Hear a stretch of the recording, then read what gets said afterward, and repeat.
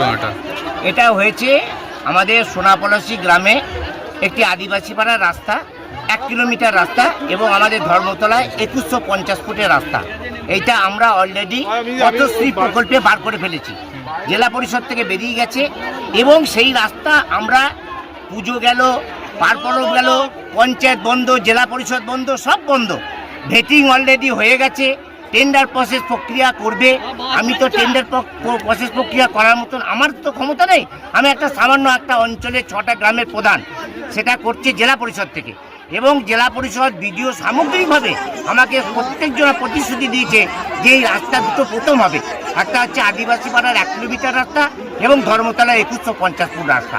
কিন্তু আজকে দেখছি মেন রাস্তা কেটে দেওয়া হয়েছে এবং যাদেরকে আমি কথা বলতে যাচ্ছি, প্রধান হিসাবে কথা বলতে যাচ্ছিলাম না, আমি বলেছিলাম ঘরের ছেলে হিসাবে কথা বলতে, যে এইটা যে তোমরা আজকে করছো এইটা কিন্তু আগামী দিন কিন্তু হয়ে যাওয়ার পর কিন্তু এইটা কিন্তু আমাদের স্মৃতিচিহ্নেতে থেকে যাবে। কিন্তু এটা হবে 100% হবে, এখানে লুকোচুরির ব্যাপার নয়। পয়সা সরকারের পয়সা, কাজ করবে কন্ট্রাক্টর। কোন প্রসেস প্রক্রিয়ায় আপনারা নিশ্চয়ই সাংবাদিক হিসাবে জানেন যে প্রসেস প্রক্রিয়াটা করতে একটু দেরি হয়। যেহেতু পুজো থেকে আরম্ভ করে অনেক দিন পর্যন্ত ছুটি হলো, সেই ছুটির প্রাক্কালে তো আমি কাজটাকে করাতে পারিনি এবং তার নাহলে এই দেরিটা হতো না।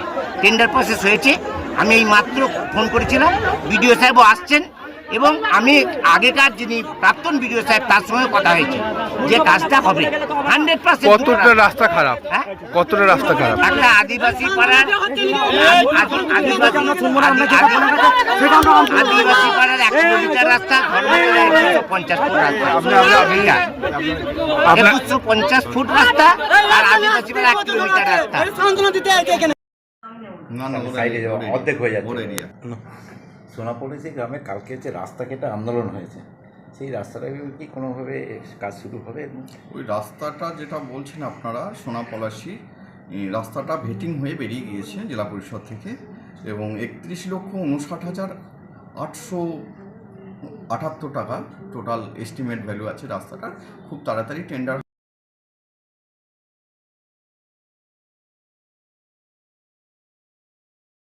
দীর্ঘদিন রাস্তাটা হয়নি, গ্রামবাসী দীর্ঘদিন হয়নি, হচ্ছে তো ভেটিং হয়ে বেরিয়ে গিয়েছে। তো আমার কাছে ডিচ হবে না, এটা কংক্রিট রয়েছে, কংক্রিট রয়েছে আমার কাছে রয়েছে। সোনাপলাশি